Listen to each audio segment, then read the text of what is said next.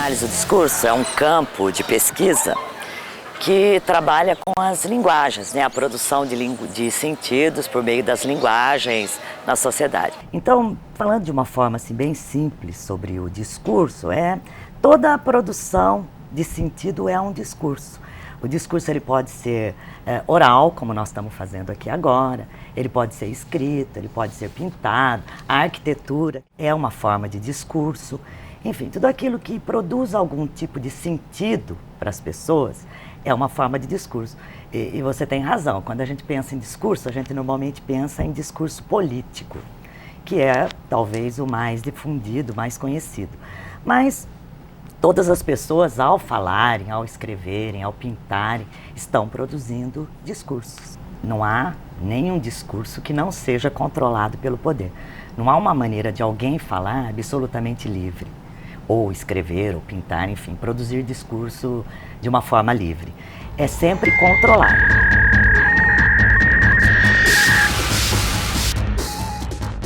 E esse campo de pesquisa nasceu na França num momento histórico muito particular, que foram os anos 60, e havia ali um conjunto de crises, né? Crises políticas, crises históricas, crises sociais. Eu posso, por exemplo, me lembrar aqui com você da revolta dos estudantes, né, em maio de 68. Além disso, que foi uma revolta contra o sistema educacional francês. Havia a Guerra da Argélia, que pressionava a França, né, um país com uma tradição democrática, e tinha nesse momento uma guerra colonial.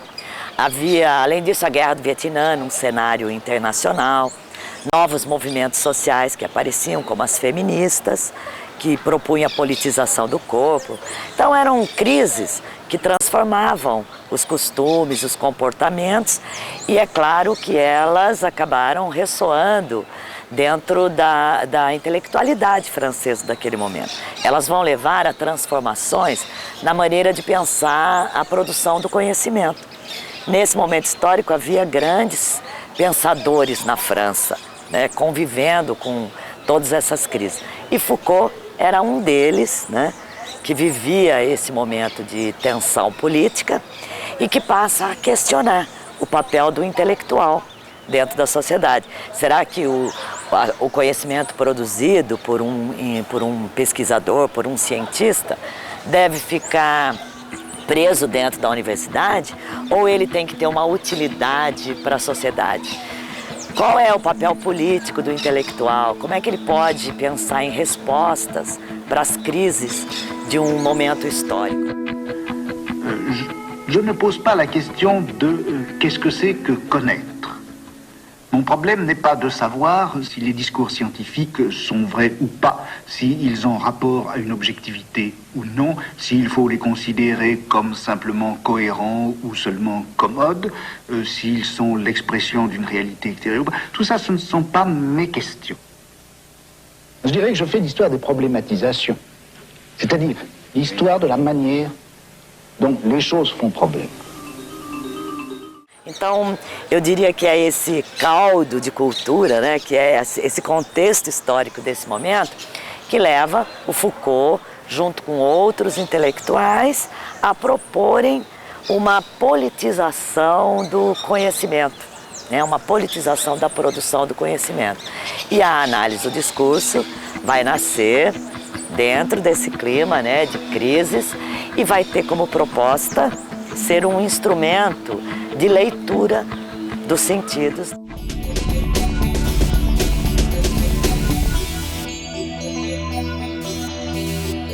Ele é um filósofo francês, ele nasceu em 1926 e faleceu em 1984. Portanto, a obra dele se situa nesse período dos anos 60 até os anos 80, que até eu disse no início tem tudo a ver com esse momento. Ele é um intelectual participativo, intelectual militante. Então toda a sua obra é uma reflexão sobre a sociedade. A grande pergunta que Foucault se faz é: quem somos nós hoje?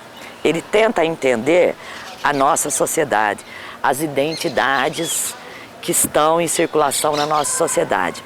E ele faz isso pensando em 3 aspectos.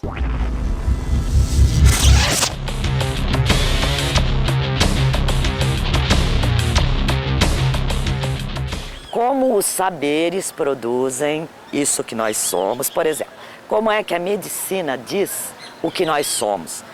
Hoje, por exemplo, a gente vive a sociedade em que a saúde é muito importante, o cuidado com o corpo é muito importante. É um tipo de saber que produz quem nós somos, que gera práticas, né? Nós fazemos práticas a partir desse saber. Mas esse saber, ele está sempre ligado ao poder. Então é o segundo aspecto que ele vai analisar.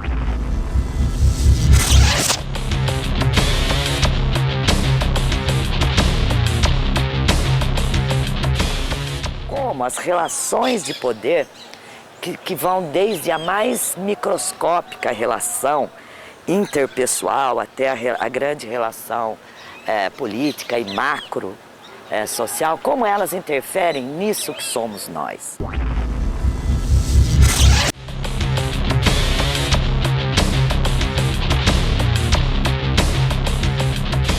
E o terceiro aspecto é o que ele chama de processos de subjetivação, que são práticas que nós realizamos cotidianamente que também vão produzindo isso que somos nós. Por exemplo, a medicina diz que nós devemos ser saudáveis, é o saber da medicina. Os poderes nos obrigam a sermos saudáveis e nós vamos realizando esses processos de subjetivação. Por exemplo, indo para a academia, fazendo regime, consumindo produtos diet, etc, etc. Não fumando e tendo todas essas restrições que vêm do que Foucault chama de um biopoder. Então a grande contribuição dele é essa pergunta, quem somos nós hoje, tentando compreender como os discursos, os poderes, os saberes nos atravessam e fazem com que a gente, historicamente, tenha se constituído nisso que somos nós hoje. Na medida em que a gente possa compreender isso, compreender o social, nós podemos agir para que as coisas sejam diferentes. E essa é a grande questão. Não é apenas diagnosticar quem nós somos, mas de entender por que nós somos assim e tentar ser diferente, fazer diferente. Para quem quer começar a ler Foucault, por onde começar? Eu diria que o lugar assim, mais tranquilo de se começar é um livro dele que se chama A Ordem do Discurso.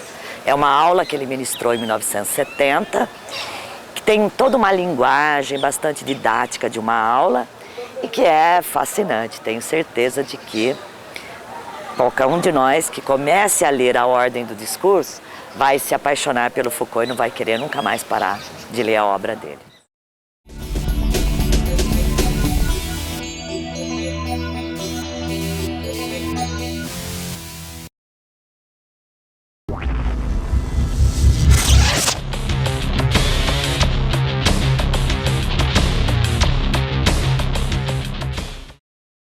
Materialidade é a matéria de que é feito o discurso. Não há um discurso que seja abstrato, que não tenha uma forma. Por isso é que nós falamos de materialidade. E essa materialidade é uma forma de linguagem.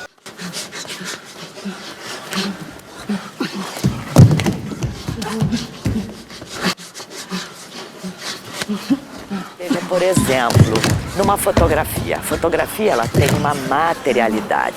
Que materialidade é essa? As cores, a perspectiva, as formas, o enquadramento. Tudo isso faz parte dessa materialidade. Por quê? Porque dependendo da perspectiva, dependendo das cores que são usadas, eu vou ter um certo efeito de sentido que vem desta materialidade. A dança, por exemplo, qual é a materialidade da dança? Os gestos. Eu estou me lembrando do filme A Morte do Cisne. Ele é um filme que mostra muito bem isso que nós chamamos de materialidade, que é o corpo, uma bem feminina, bem lenta, e a forma como o corpo do cisne negro se movimenta. O filme é o Cisne Negro, né? O filme é o Cisne Negro. Estou dando como exemplo essa materialidade no filme. Que gera, né? Efeitos de sentido. Que gera efeitos de sentido. No caso, o cisne branco seria toda a feminilidade, a ternura e tal. E o cisne negro seria a agressividade.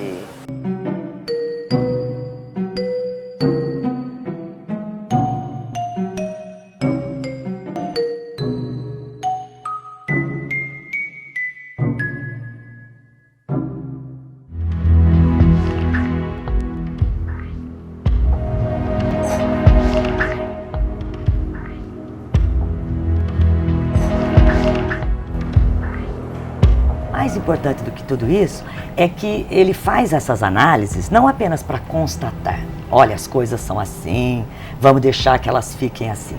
Ele faz esses diagnósticos justamente para dizer, olha, as coisas podem ser diferentes, vamos pensar diferentemente.